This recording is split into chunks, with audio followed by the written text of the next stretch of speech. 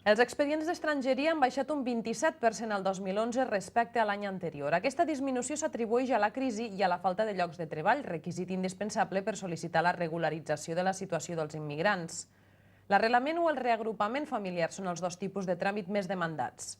Així ho ha explicat la recent nomenada subdelegada del govern a Lleida, Imma Manso, que avui ha visitat l'oficina d'estrangeria. Manso també ha denunciat la demora en la resolució dels casos des que la Generalitat va assumir competències en matèria d'estrangeria a l'abril passat.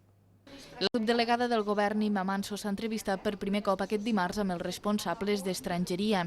En aquestes oficines, el nombre d'expedients tramitats es va reduir un 27% al 2011 respecte a l'any anterior.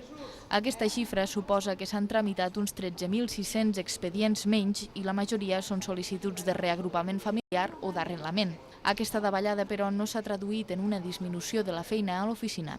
Com una de les característiques que demana és tindre un certificat de que s'està treballant o que se té treball en una empresa solvent, això en aquest moment, com tots sabeu, si és difícil pels d'aquí, també és molt difícil pels de fora. No?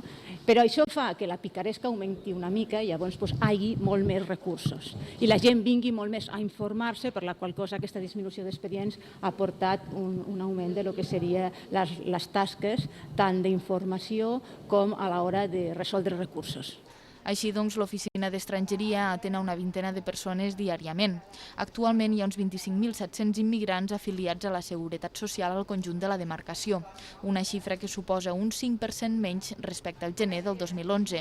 El temps de mitjana de resolució dels expedients és d'uns 40 dies, però la subdelegada ha alertat que en alguns casos aquest es demora 2 o 3 mesos per culpa de la Generalitat. I és que, segons Manso, des que el govern català va assumir la competència d'emissió de certificats l'any passat, les resolucions s'han alentit.